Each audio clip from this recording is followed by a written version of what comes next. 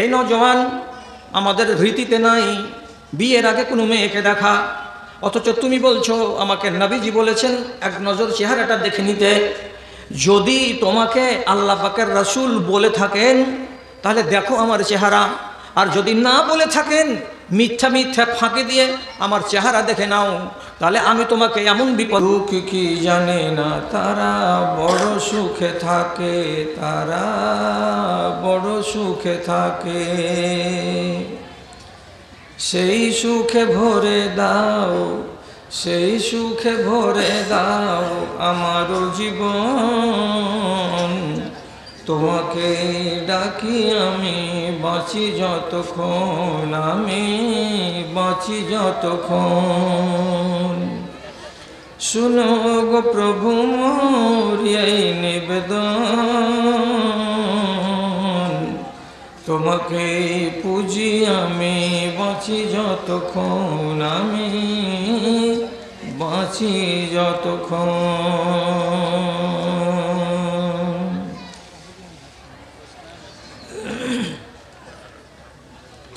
মাননীয় সভাপতি সাহেব, সমবেত এই এলাকার বিভিন্ন গ্রাম থেকে, বিভিন্ন পাড়া থেকে, মহল্লা থেকে মসজিদের একরাশ ভালোবাসাকে বুকে নিয়ে, ইমানি জজবাকে সাথে নিয়ে উপস্থিত আমার সকল শ্রেণীর ছোট বড়, ধনী গরিব, শিক্ষিত ও অশিক্ষিত ভাই ও বন্ধুগণ, তথা মজলিসের এক পার্শ্বে আড়ালে স্ক্রিনের সামনে বসে থাকা আমার আদরের মাতা ও ভগ্নীগণ, আমি আল্লাহ রব্বুল আলামিনের শুকরগুজারি করছি এবং তার সংক্ষিপ্ত স্তুতিবাদ গাইছি যে মহান আল্লাহ তাআলা আপনাদের এই সুরাঘাট গ্রামে বহুদিন পর আর একবার জীবনের পড়ন্ত বেলায় আসার সুযোগ দিয়েছেন। এই মুহূর্তে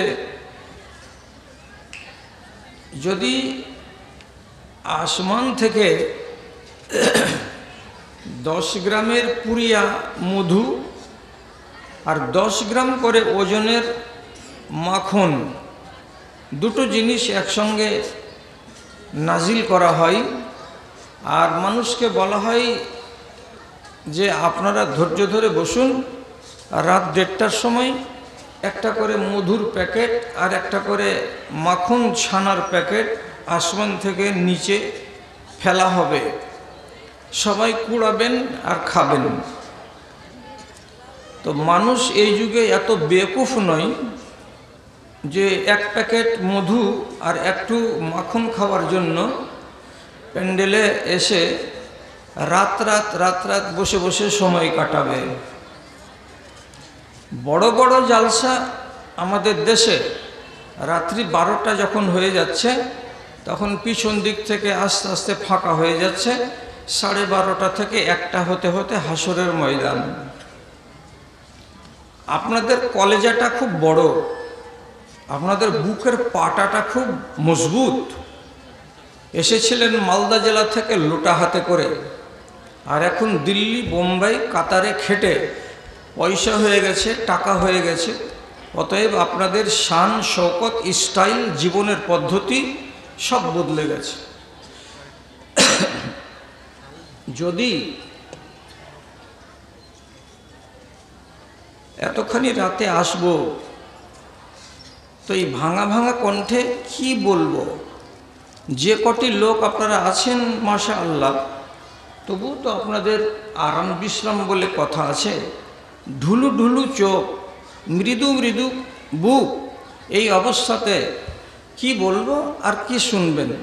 যাই হোক, যার বাড়ি বেড়াতে এসেছি তার মরেছে মা, আর তার কাঁদনে না কাঁদলে খেতে পাবো না, এই জন্য কাঁদছি।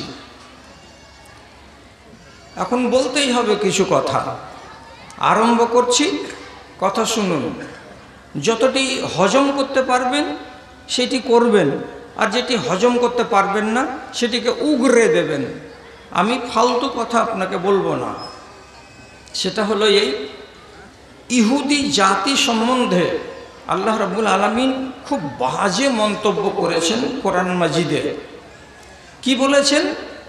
এরা এতটাই নোংরা জাতি যে যেমন গাধার পিঠে যদি একটা বস্তা চাপিয়ে দেওয়া যায় তো সারা দিন গাধা বস্তাটাকে নিয়ে বেড়াবে, কখনো ভেবে দেখে না একবারও যে আমার পিঠে কি আছে, লবণের বস্তা না চিনির বস্তা না আটার বস্তা, ও কখনো লক্ষ্য করে না।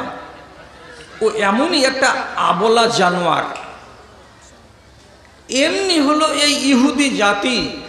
এদেরকে আল্লাহ তাআলা একজন নবী দিলেন আর একখানা উত্তম কিতাব দিলেন, তার নাম হলো তাওরাত। সে জীবন যদি তারা তাওরাত অনুযায়ী গত করে তাহলে সুখী হবে, শান্তিতে দিন কাটাবে, আরামে থাকবে, আয়েশে থাকবে। কিন্তু এই কুলাঙ্গার জাতি নবী মূসাকে বুড়ো আঙুল দেখিয়েছিল এবং তাওরাতকে অগ্রাহ্য করেছিল, যার কারণে আল্লাহ রাব্বুল আলামিন বহুদিন আগে কোরআন মাজিদে তাদের কথা লিখেছেন কি, জুরিবাত আলাইহিমুজ জিল্লাতু ওয়াল মাসকানাতু। ওদের নসিবে রব্বুল আলামিন ঝাঁটা মেরে দিয়েছিলেন। কেমন ঝাঁটা? যে জিল্লতির জিন্দেগি কাটাও এবং দুর্ভিক্ষের জিন্দেগি কাটাও আর দেশে দেশে দেশে দেশে লাঞ্ছিত হয়ে বেড়াও। আল্লাহর বেয়াদবি করার কারণে রব্বুল আলামিন তাদেরকে এই বাজে উদাহরণ দিয়েছেন। ঠিক ঝাঁটা খেয়ে বেড়িয়ে বেড়িয়ে বেড়িয়ে বেড়িয়ে হিটলারের আমলে 30 লক্ষ ইহুদিকে কচুকাটা করেছিল সেই হিটলার। তারপরে দয়া দেখালো কারা? তো আরবরা। আরবরা আবার নিজেদের মাটিতে রিফিউজিকে বসতে দিল, যারা হাফ প্যান্ট পরে এসেছিল। তারাই আজ আবার যার বাড়ি এসেছে মেহমানের বেশে, তারাই উড়ে এসে জুড়ে বসা রাজত্ব শুরু করেছে আর মুসলমানকে কাটতে মারতে শুরু করেছে। তাদের উদাহরণ আল্লাহ কি দিয়েছেন? এরা হলো গাধার জাত, যার পিঠের উপরে লবণের বস্তা অথবা চিনির বস্তা চাপানো আছে। মক্কার মুশরিকদের সম্বন্ধে আল্লাহ রাব্বুল আলামিন কোরআন মাজিদে সাংঘাতিক কথা উচ্চারণ করেছেন। কি বলেছেন? আল্লাহ তাআলা বলছেন, মাসালুল লাযিনা কাফারু কামাসালিল লাযী ইয়ানঈকু বিমা লা ইয়াসমাউ দুআআ ওয়া নিদাআ। রাসূলুল্লাহ 13 বছর মক্কাতে দাওয়াত ও তাবলীগ করলেন। সেখানকার মেজরিটি পার্সেন্ট মানুষকে তিনি দিনের পথে আনতে পারলেন না, তাদের মগজ ধোলাই করতে পারলেন না। শেষে উনাকে দেশ ছেড়ে যেতে হলো মদিনা। আবার মদিনাতে রাষ্ট্র গঠন হয়ে গেল, একটা ইসলামী দেশ গঠন হয়ে গেল। এই লোকগুলোকে আল্লাহ তাআলা এদের বদচলনকে আলোচনা করেছেন জঘন্য ভাষায়। কি বলেছেন সেখানে? তিনি বলছেন, একটা রাখাল 250টা ভেড়া আর 250টা 50টা 100টা বকরি নিয়ে এত লম্বা চওড়া পাল নিয়ে চলে গেছে বাইরে জঙ্গলে চড়াতে, মাঠে চড়াচ্ছে। ছাগলের পাল, ভেড়ার পাল, এরা কি আর কথা শুনে? ফাঁকা জায়গায় চড়তে চড়তে একবার করে সুরুত করে ভুট্টার জমিতে মুখ দিচ্ছে, একবার করে দৌড়ে এদিকে খেসারির জমিতে গিয়ে মুখ লাগাচ্ছে। তো ফসল খেলে তো মালিক মারবে, আর ফসল যার খাবে সেও তো ঠুকবে। তখন রাখাল একটা আর ভেড়ার পাল আছে 200টা। যখন একটা ছাগল পাল ছেড়ে দিয়ে আলাদাভাবে চলে যাচ্ছে ক্ষেতের দিকে, হাঁটতে হাঁটতে ক্ষেতে মুখ লাগাবে, তখন এইখানে বাবুরের গাছতলা থেকে এমনি করে লাঠি উঠাচ্ছে আর বলছে, ওই এই কালী বকরি, তুই ঘুরলি, ওদিকে যাবি না, ঘুর। এখানে ঘুর ঘুর করে আওয়াজ করছে, আর 4 বিঘা দূরে পাল ছেড়ে ও পাটের জমিতে মুখ লাগাতে যাচ্ছে। তো তোমার মতো একটা রাখালের হেই হেই করা আর হই হই করা আর ঘুর ঘুর করা একটা ছাগলে বা একটা ভেড়াতে শুনবে? ও শুনে না, তোমার হেই বুঝি না, তোমার হই বুঝি না, আমার মন চাইছে যে এদিকে ভালো জিনিস আছে আমি যাব। যখন চলে যাচ্ছে তখন এইখান থেকে বাবুরের গাছতলা থেকে বাধ্য হয়ে হাঁটতে হাঁটতে লাঠি নিয়ে যখন ওর কাছে যাচ্ছে তখন পালিয়ে পালের ভেতরে জমা হচ্ছে। তা রাসূলকে আল্লাহ তাআলা বলছেন কামাসালিল্লাযী ইয়ানআকু, ঠিক ওই রাখালটার মতো, যে রাখালটা ছাগলগুলোকে সাবধান করার জন্য এখান থেকে হেই হেই করে চেঁচাচ্ছে, ঘুর ঘুর করে চেঁচাচ্ছে, কিন্তু ছাগলগুলো তার ঘুর ঘুর শব্দটাকে মানে না, কানে তোলে না, শুনে না, নিজের মন মতো চলে যাচ্ছে, নিজের মন মতো এগিয়ে যাচ্ছে। ঠিক সেই রকম হলো এই মুশরিকদের বাচ্চারা। আপনি যতই বলবেন ওরা ওই রকম পজিশনেই থাকবে, একে ঘের ঘের ঘের ঘের করতে থাকবেন, কিছু কাজ হবে না। এদের সম্বন্ধে আল্লাহ তাআলা এই কথা বললেন, আপনারা হলেন 30 নম্বর নসল। কাদের?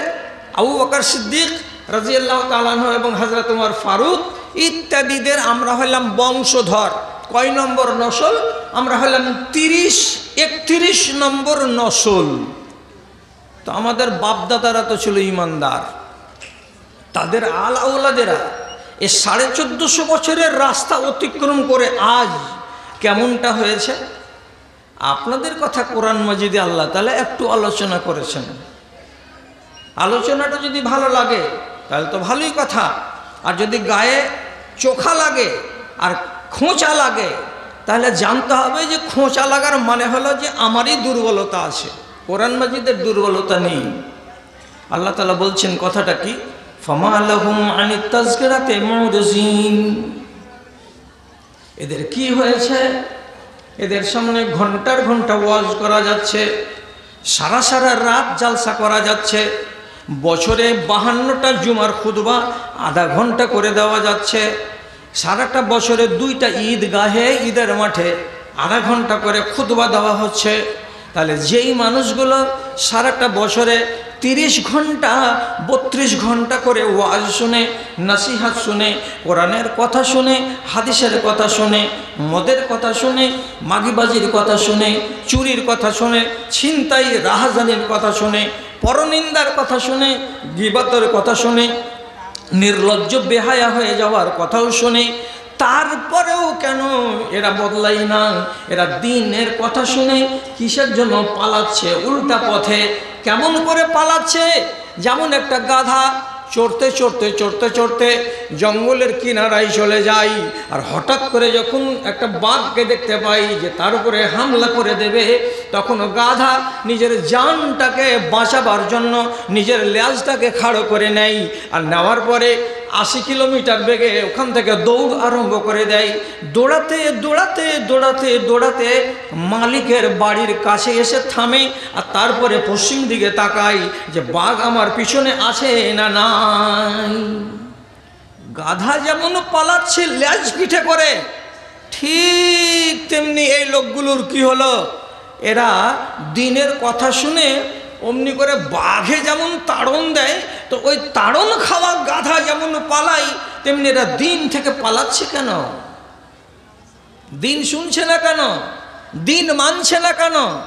দিন এদের ভেতরে আসছে না কেন? যতটি দিন যাচ্ছে আস্তে আস্তে এরা আরো অতলে তলিয়ে যাচ্ছে, অতলে তলিয়ে যাচ্ছে। এটা কেমন হলো? 20 শতাব্দীর মুসলিম মোরা মোদের স্বরূপ এই, 20 শতাব্দীর মুসলিম মোরা মোদের স্বরূপ এই। ধর্মের টানে জনজাগরণে আমাদের সাড়া নেই, আমাদের মাঝে কোরআন রয়েছে, হাদিস রয়েছে, তাও আলেম বকিছে দিন দিন করে, মুমিন দেখিতে পাও রে, মুমিন দেখিতে পাও। বকা বন্ধ হয়নি, আলেমেরা বকেই যাচ্ছে, অথচ ইমানের ভোল্টেজটা উপর দিকে উঠছে না, পারদটা নিচের দিকেই নেমে চলে যাচ্ছে, নিচের দিকেই নেমে চলে যাচ্ছে। কেন? যদি আপনি আমার উপরে এতরাজ না করেন, তাহলে একটা বরহক কথা বলছি, মানতে কষ্ট হবে। কি?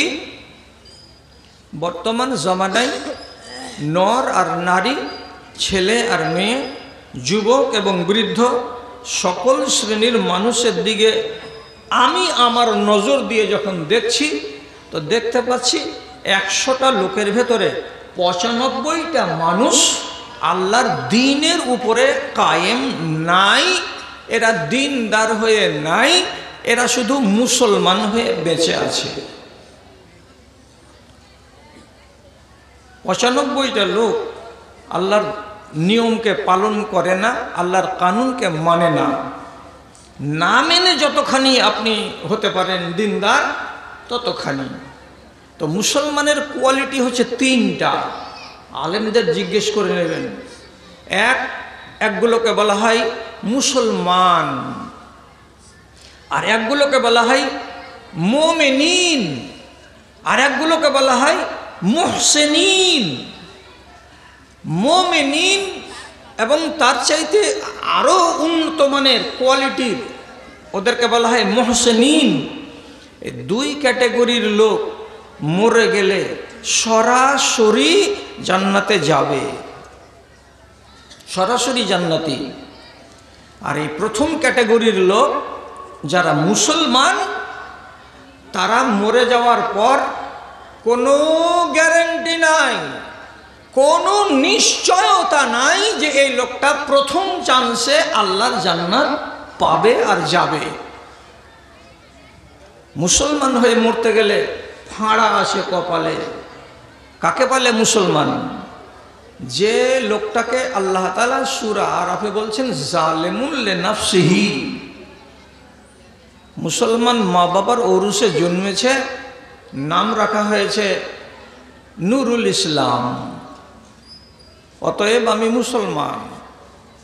নমাজ মাঝে মাঝে পড়ি, রোজাটা কোনো রকমের করি, হারাম না খেলে দিন কাটে না।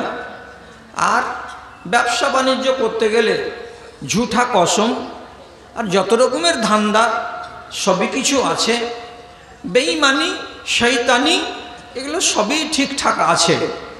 তো তাহলে আপনার কাছে দুটোই জিনিস আছে, আল্লাহর দ্বীন, সেটা হলো কালেমা লা ইলাহা ইল্লাল্লাহ, অন্তরে আছে, মাঝে সাঝে নমাজ আছে, মাঝে সাঝে রোজা আছে, আর বাদবাকি হারামি কাজগুলো আছে।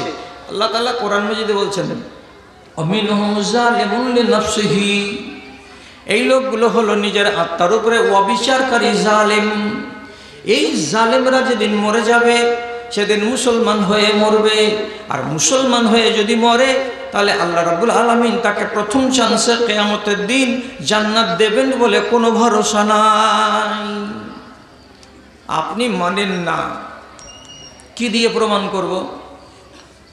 প্রমাণ করার জন্য যদি বর্তমান জমানার কোনটা মশলাকে ধরবো, ধরে প্রমাণ করব, বিয়ে শাদিটাকে যদি ধরি তো এটাতে একটু খুঁজে দেখি। আপনারা, আমরা এদেশের মানুষ যত লোক, বেটা ছেলে এবং বেটি ছেলে, শাদি বিয়ে না হলে আমাদের দিনগত হয় না। এটা আল্লাহর কুদরতি নিয়ম, শাদি বিয়া হবে। রাসূলুল্লাহর যুগের শাদি বিয়া কেমন ছিল আর এই জামানার শাদি বিয়া কেমন, এটা দেখতে গিয়ে আমি এখানে প্রমাণ করে দিচ্ছি আপনাকে যে 100টা লোকের ভেতরে 90টা লোক এই সুন্নতি বিবাহকে, নিকাহকে এরা বুড়ো আঙুল দেখায়। প্রথমে ধরছি কি, রাসূলুল্লাহ বলছেন বিয়ে করবা তো মহিলাটাকে দেখে নাও, দেখে নিতে বলছেন রাসূলুল্লাহ। ঠিক আছে, দেখতে গেলাম। কাকে দেখতে বললেন? বিয়ে করবে একজন, দেখবে কয়জন? দেখবে 5 জন। 5 জন কি বিয়ে করবে? না, করবে না। কয়জন করবে? ওই মেয়েটাকে একটাই লোক বিয়ে করবে। তা রাসূল বললেন ফানজুর, ওকে দেখে নাও। তো আপনারা বাকি 4টা লোক কিসের জন্য দেখতে গেলেন ওই মহিলাকে? ওই মহিলার মুখ, চোখ, নাক, এই যে চেহারা, তারপরে শেরশাবাদের যেটা বহু দেখা, সেটা হলো কি, হাতগুলো দেখি, হাতের আঙুল তো কুকড়ি কুকড়ি নাই, তাও দেখা, পায়ের আঙুলগুলো সেগুলো দেখা। আবার মা খালা যদি একটা যাই তো পিঠের চুলকে, মাথার চুলকে খুলে পিছন দিকে ঝুলিয়ে দেখবে যে চুল আছে বড় বড় না নাই। এগুলো সবই এদেশের মানুষেরা করে। প্রথম কথা মনে রাখেন, আগে প্রথম ইসলাম যখন এলো তখন কোনো নারীকে দেখার অনুমতি ছিল না। বিনা দেখাতে বিয়ে করতে হবে, আর বিনা দেখাতেই বিয়ে হয়েছে। একদম সহিহ হাদিস বলছি আপনাকে। হযরত মুগীরা বিন শুবা রাদিয়াল্লাহু তাআলা আনহু বিয়ে করতে গেলেন এক আনসারীর বাড়িতে। তো ওখানে গিয়ে বলছেন, আপনার মেয়েকে আমি বিয়ে করব। মেয়ের বাবা বলছে, ঠিক আছে, আগামী বুধবারের দিন এসো, তোমার বিয়ে পড়িয়ে দিব। এবার ওখান থেকে ফিরে এসে বলছে কি, খবর পেল বন্ধু বান্ধবেরা, এমন পর্যন্ত কি রাসূলুল্লাহ জানতে পারলেন। তো বলছেন, তুমি কি বউটা দেখেছ? তো বলছে, জি না, বউ দেখিনি। তো রসুল বললেন, বউটাকে দেখে নাও। কেন? তো রাসূলুল্লাহ জবাব দিয়ে বলছেন যে যদি দেখে শুনে বিয়ে করো তো প্রেম, মোহাব্বত, ভালোবাসা বেশি হবে। তখন বৃহস্পতিবারের দিন বাদ দিয়ে শুক্রবারের দিন চলে গেছে। যে বলছে, বাড়িতে আছেন? আসসালামু আলাইকুম। হ্যাঁ। মেয়ের বাবা বাইরে বেরিয়ে এসেছে। কি খবর?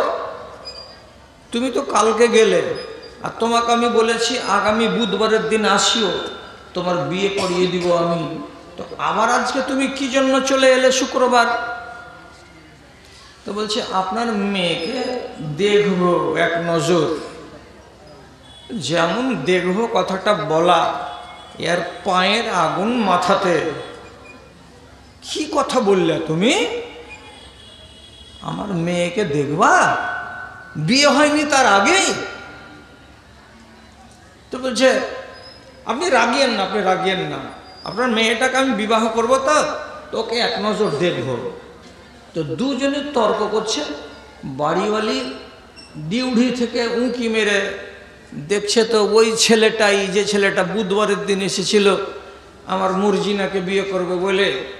একটু আগিয়ে গিয়ে দেখি তো স্বামীর পার্শ্বে যেমন খাড়া হয়েছে, স্বামী তখন ঘুরে মুখ দিয়ে বলছে যে, আরে শুনেছিস মর্জিনার মা?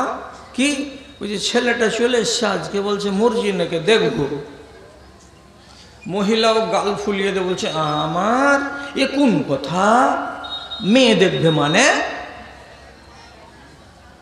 এরমন খারাপ। বাপ আর মা দুজন গলিতে তর্ক করছে, আর যেই মেয়ের সঙ্গে বিয়ে হবে সেই মেয়ে বাড়ি থেকে সব কথাগুলো শুনছে। নিজেকে সামলাতে না পেরে দু চার পা করে এসে মায়ের আর বাপের গোড়ায় খাড়ো হয়ে এই নওজওয়ানের দিকে আঙুল তুলে দিয়ে বলছে, একদম এমনি করে আঙুল তুলে দিয়ে বলছে, লাউ আমারাকান নাবিয়্যু আন তানজুরা ইলাইয়া ফানজুর ওয়া ইল্লা উহাররিজুকা হারাজা। এই নওজওয়ান আমাদের